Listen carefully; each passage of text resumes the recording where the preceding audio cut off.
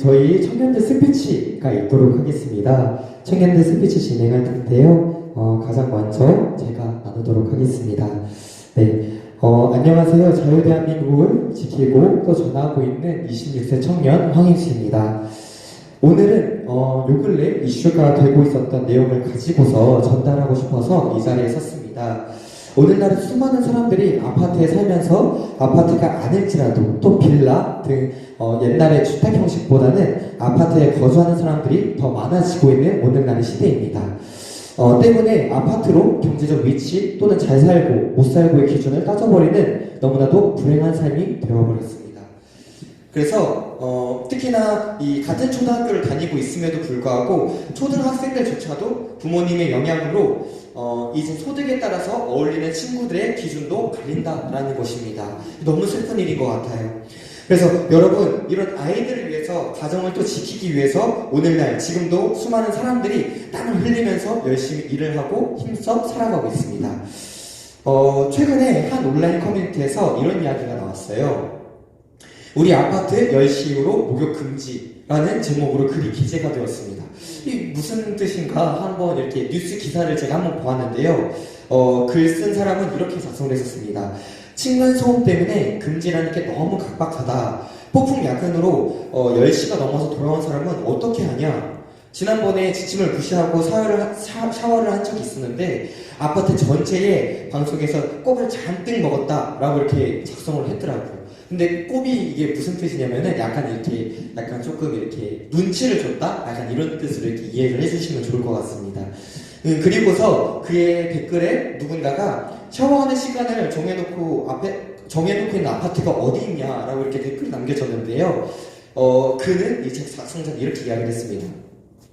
그냥 씻는다는 거를 모두 금지했다. 샤워는 새벽 6시부터 밤 10시까지 전하는 것만 가능하고 이 아파트에서는 나만 어이없다고 생각하는 것 같다 라고 억울함과 또 약간의 어려움을 호소를 했습니다. 그래서 작성자는 또 추가로 이야기를 했습니다. 내 퇴근 시간 조정해줄 것도 아니지 않느냐. 화장실 물 내리는 소리로도 아파트 카페에서 저격당해 본 적이 있다. 오래된 아파트라서 확실히 방음도 안 되긴 하지만 샤워하는데 얼마나 소금이 난다고 이건 좀 아니지 않느냐. 적어도 밤 12시까지는 배려를 해줘야 되지 않는가 싶다라면서 이렇게 조금 사람들에게 많은 이렇게 좀 위로를 좀 얻어야 될 것을 조금 이렇게 표현을 했어요.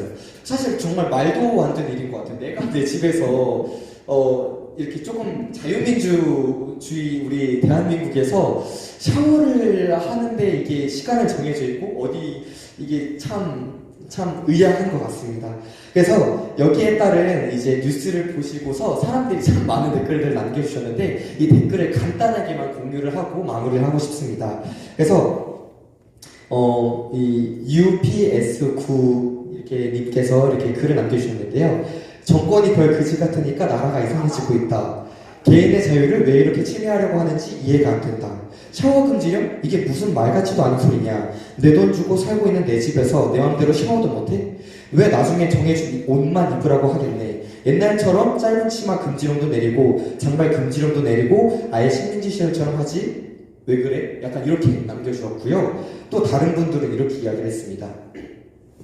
요즘 보면 도무지 생각지도 못한 일들이 우리 사회 곳곳에서 벌어지고 있는 것을 느끼지 않을 수가 없네. 도대체 이 나라는 어디로 가는 거냐?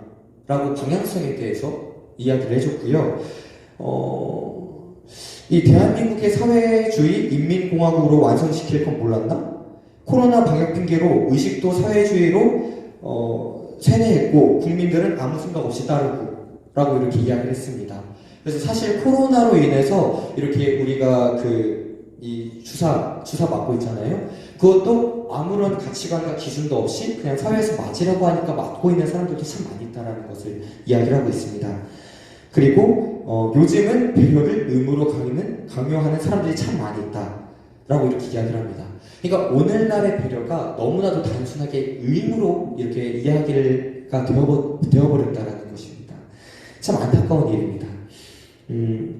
그리고 이게 북조선인가 남조선인가 빨갱이 정부가 집권하니 모든 생활이 빨갱이가 되어가는 중이라고 이렇게 이야기합니다.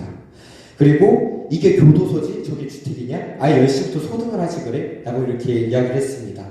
사실 이게 조금 강하고 조금 자극적인 표현이라고 생각할 수가 있을 것 같아요. 하지만 이게 오늘날의 현 시점이라고 좀 말씀드리고 싶습니다.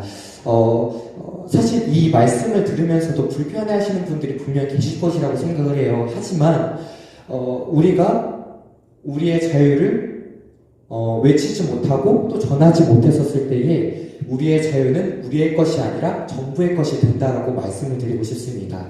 그래서 이 자유를 우리가 지키고자 할 때에 다음 세대들도 건강하게 성장할 수가 있고 지금 우리 현 세대들도 건강하게 살아갈 수가 있기 때문에 우리가 우리의 자유를 지켜야 될 줄을 믿습니다. 그래서 우리 자유대한민국, 이 건국이 되었었던 이 자유대한민국의 그 신념과 그 의지와 그 모든 것들을 우리가 전승받아서 이어나가기 위해선 우리가 이 대한민국의 역사를 꼭 배워야 될 줄을 믿습니다. 이상으로 마무리하도록 하겠습니다. 감사합니다.